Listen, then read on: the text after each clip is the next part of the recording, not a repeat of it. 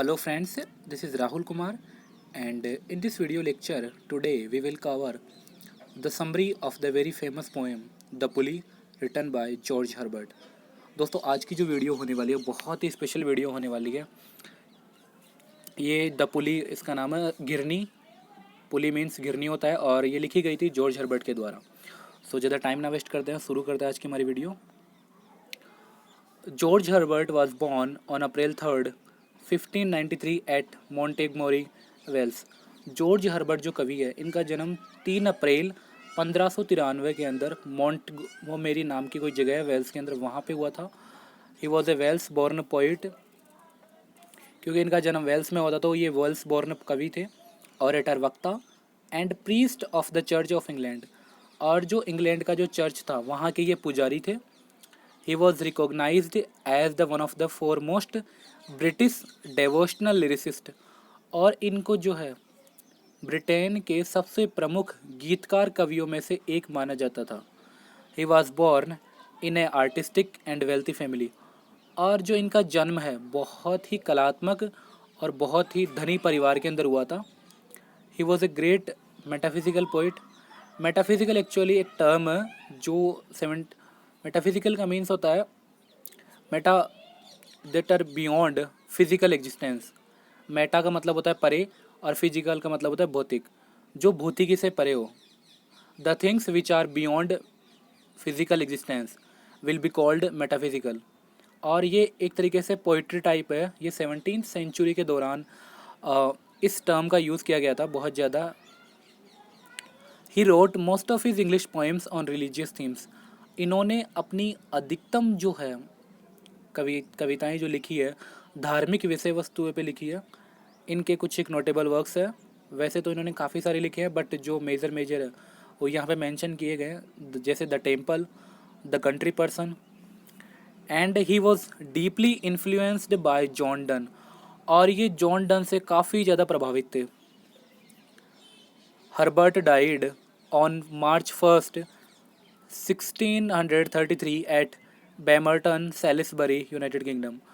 George Herbert की मृत्यु जो है 1 मार्च 1633 के अंदर बेमर्टन, सैलिसबरी, यूके के अंदर इनका देहांत हुआ था। चलिए अब बात करते हैं पोएम की समरी के बारे में। The pulley by George Herbert is a religious metaphysical poem.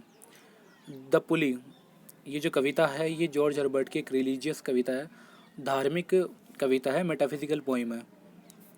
Herbert wants to unveil the truth that why human beings are so restless and unsatisfying despite having all the things he want. George Herbert यहाँ पे ये unveil का मतलब होता है दिखाना। George Herbert यहाँ पे ये दिखाना चाहता है कि why human beings are so restless, कि मनुष्य इतना रेस्टलेस क्यों है, कि मनुष्य के पास में इतना आराम क्यों नहीं है, वो क्यों, एंड अनसेटिस्फाइंग, और असंतुष्ट क्यों है, जबकि मनुष्य के पास में सब कुछ तो है जो वो चाहता है, फिर भी मनुष्य सुखी और मतलब आराम से परिपूर्ण क्यों नहीं है वो। God made this universe and he created man and he gathered all the blessings of the world in a glass and distributed them to the human beings one after one.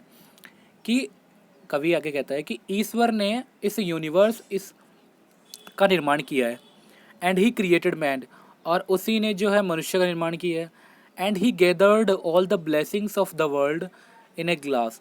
और जो है ईश्वर ने दुनिया की जितनी सारी जो ब्लेसिंग्स थी उन सबको एक गिलास के अंदर इकट्ठा किया।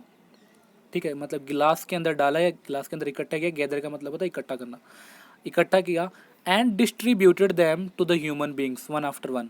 और उन सबको, उन सभी जितने भी ब्लेसिंग्स जो है भगवान ने इकट्ठा करी थी, उन सभी ब्लेसिंग्स को मनुष्य के अंदर, ह्यूमन बींग्स के अंदर, ह्यूमन बींग्स को डिस्ट्रीब्यूट कर दिया, उनको बांट दिया एक एक करके। First he gave the strength. सबसे पहले जो है भगवान ने क्या दिया इंसान को, strength. Therefore human became strong enough to survive. सबसे पहले भगवान ने इंसान को स्ट्रेंथ दिया, और इन स्ट्रेंथ पाने के बाद में ह्यूमन बीइंग, मनुष्य जो क्या हो गए, मजबूत हो गए, इनफ टू सर्वाइव, इतना मजबूत हो गए कि ताकि वो अपना जीवन यापन कर सके। One by one God gave them the beauty, wisdom, honour, pleasure and many other blessings, कि एक एक करके भगवान ने इंसान को सुंदरता दी, ब्यूटी दी, विजडम बुद्धिमता दी, ऑनर सम्मान दिया, प्लेजर खुशी दी, एंड मेनी अदर ब्लेसिंग्स, और भी अन्य ब्लेसिंग्स जो है भगवान ने इंसान को एक एक करके दिया। When almost was given to the human being, और जब ईश्वर ने लगभग लगभग सब कुछ, सारी चीज़ें, सारी ब्लेसिंग्स जो है ह्यूमन बीइंग को, मनुष्य को दे दी, then God kept rest at the bottom of the glass, तब भगवान ने अपने पास क्या रखा? आराम, rest at the bottom of the glass, glass के सबसे ठीक ऊपर भगवान ने क्या रखा? रेस्ट रखा। फिर आगे क्या कहता है कवि? गॉड थॉट दैट, भगवान ने सोचा कि if the rest was given to them, अगर आराम भी मनुष्य को दे दिया जाता है, they may forget God on one hand, अगर भगवान ने सोचा कि अगर हम जो है आराम भी अगर इंसान को दे देंगे तो वो भगवान को भूल जाएगा या भगवान को भूल सकता है। When human beings get rest, they forget God and take a rest, कि जब मनुष्य को रेस्ट प्रदान किया जाता है, या मनुष्य रेस्ट मतलब आराम, जब मनुष्य को आराम मिलता है तब क्या करता है मनुष्य? दे फॉरगेट गॉड, जब मनुष्य को क्या है आराम मिल जाता है तो वो क्या है भगवान को भूल जाता है, और टेक ए रेस्ट, और फिर एक आराम करता है। एज अ रिजल्ट, और परिणाम स्वरूप, God will lose the love and affection of human beings, और अगर भगवान ने जो है उनको, अगर इंसानों को रेस्ट आराम दे दिया तो इसके परिणाम स्वरूप क्या होगा कि भगवान क्या खो देगा? God will lose the love and affection of human beings, कि भगवान जो है इंसानों का या ह्यूमन बींग्स मनुष्य प्राणी का अफेक्शन, लगाव और प्रेम जो है, जो उसे मतलब जो है इंसानों से प्राप्त होता है, वो खो देगा। ऑन द अदर हैंड, और दूसरी ओर क्या कहता है? If rest was given to the people, और अगर जो आराम जो है लोगों को दिया जाता है, पीपुल विल लूज स्ट्रेंथ, अगर मान लो कि लोगों को जो है आराम मिल जाता है तो वो क्या करे, मनुष्य क्या करेगा? पीपुल विल लूज स्ट्रेंथ, लोग जो है ताकत भूल जाएंगे, ऑनर सम्मान को भूल जाएंगे या खो देंगे वो, विजडम बुद्धिमत्ता को, एंड ब्यूटी और सुंदरता को, and all other human capacities, और जितने भी सारी अन्य जो मानवीय क्षमताएं हैं उन क्षमताओं को क्या है मनुष्य खो देगा। क्योंकि मनुष्य को अगर आराम मिल जाएगा तो वो किस लिए काम करेगा, किस लिए अपने डेली एक्टिविटीज़ करेगा, किस लिए वो कौन सा काम करेगा? क्योंकि मनुष्य जो भी कुछ करता है वो अपने कुछ सुखी पलों के लिए या आराम पाने के लिए करता है।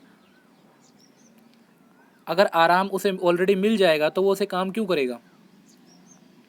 God knows the man is by birth and prone to lethargy, कि ईश्वर जो है मनुष्य को जन्म से जानता है, कि कैसे? कि man is prone to lethargy, कि मनुष्य क्या है शुरू से ही क्या है सुस्ती की ओर झुका हुआ है। प्रोन का मतलब होता है झुका हुआ, एंड लेथार्जी का मतलब होता है सुस्ती या अकर्मण्यता। They will get rest at the cost of the progress, फिर आगे ईश्वर कहता है कि दे विल गेट रेस्ट, कि इंसानों को आराम तो मिलेगा, लेकिन वो कैसे मिलेगा? दे will get rest at the cost of the progress, कि उन्हें जो है प्रोग्रेस, जो उन्नति का जो कॉस्ट है वो चुकाना पड़ेगा, तब जा कर के उनको आराम मिलेगा।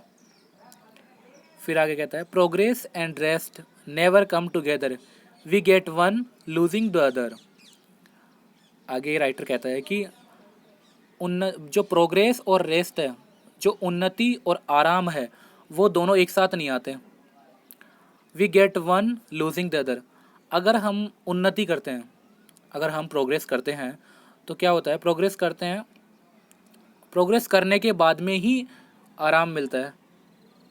या अगर आपको आराम, अगर जैसे मान लो किसी को आराम मिल रहा है तो उसको प्रोग्रेस नहीं होगी, क्योंकि वो ऑलरेडी आराम कर रहा है। तो इसलिए प्रोग्रेस और रेस्ट जो है दोनों चीज़ें एक साथ नहीं आती, ये तभी आती है या तो अगर आपके पास में प्रोग्रेस है तो रेस्ट बाद में आएगा, और अगर रेस्ट आप पहले कर लेते हो तो प्रोग्रेस नहीं मिलेगी। तो वही चीज़ यहाँ पे राइटर बताना चाह रहा है। In the concluding part Herbert gives two reason behind humans.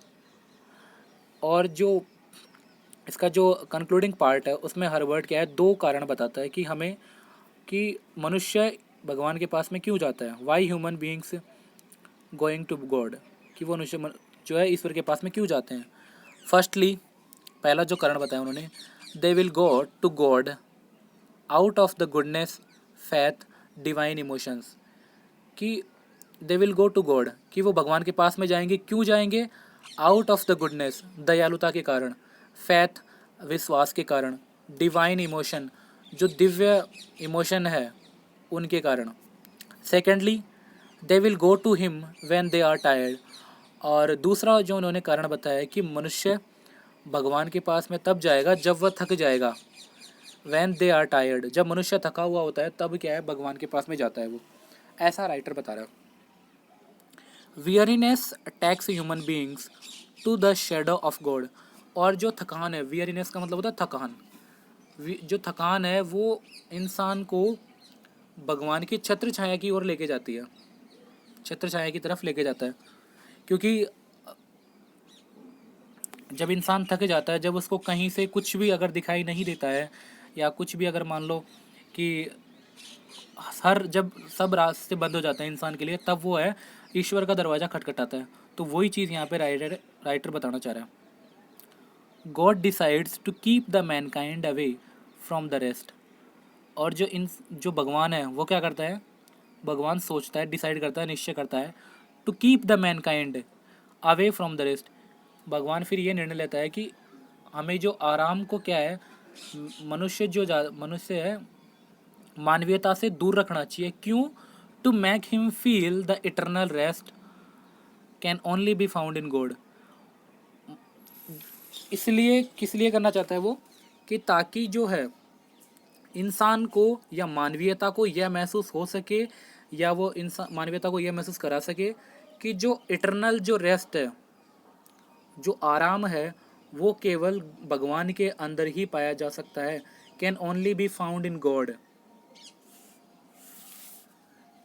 So man will remember to God and go to him for his love and rest. इसीलिए जो है आराम के लिए ही सही, लेकिन वो जो है भगवान को याद करेगा, एंड गो टू हिम, और उसके पास में जाएगा, फॉर हिज लव अपने प्रेम के लिए, एंड रेस्ट आराम के लिए। इन सब चीज़ों के लिए कम से कम वो भगवान को याद तो करेगा। इसीलिए जो है भगवान ने है जो रेस्ट नहीं दिया इंसानों को, बाकी सारी ब्लेसिंग्स जो है इंसानों को दी है। For the sake of the rest, आराम की भलाई के लिए, we always run from here to there, कि हम आराम पाने के लिए, अब इंसान जो है यहाँ से वहाँ, वहाँ से यहाँ, इधर उधर दौड़ता रहता है ताकि उसको आराम मिल सके। We think now we are complete because we have everything, but the moment we feel so, another moment we feel empty and become restless. एक समय ऐसा आता है जब हम सोचते हैं कि हम जो है संपूर्ण है, वी आर कंप्लीट, बिकॉज क्योंकि वी हैव एवरीथिंग, कि हमारे पास में सब कुछ है। बट दूसरे ही क्षण हम ये सोचते हैं कि हमारे पास तो कुछ नहीं है, another moment we feel empty and become restless, और दूसरी क्षण हम ये सोचते हैं कि हमारे पास तो कुछ भी नहीं है, और फिर इंसान क्या है, रेस्टलेस बन जाता है, आरामहीन बन जाता है। This is what exactly the God wants us to be, और यही वो सारी चीज़ें हैं कि इसी जो भगवान हमारे से चाहता है कि हमें जो है मेहनत करते रहना चाहिए, और हमें कभी भी है ना रेस्टलेस नहीं होना है। हमें जो है इंसानों को, ह्यूमन बीइंग्स को काम करते रहना चाहिए, ठीक है। और इसीलिए वो उसने भगवान ने जो है वो नहीं दिया, रेस्ट नहीं दिया, क्योंकि रेस्ट और जो है प्रोग्रेस है दोनों एक साथ नहीं आती। अगर पहले से जो शुरू में रेस्ट करते हैं तो प्रोग्रेस बाद में मिलती है, और अगर रेस्ट अगर पहले मिल जाता है तो प्रोग्रेस नहीं मिलती, तो दोनों एक साथ चीज़ें नहीं आती। सो दोस्तों, ये थी आज की हमारी poem. I hope you will like, share and subscribe.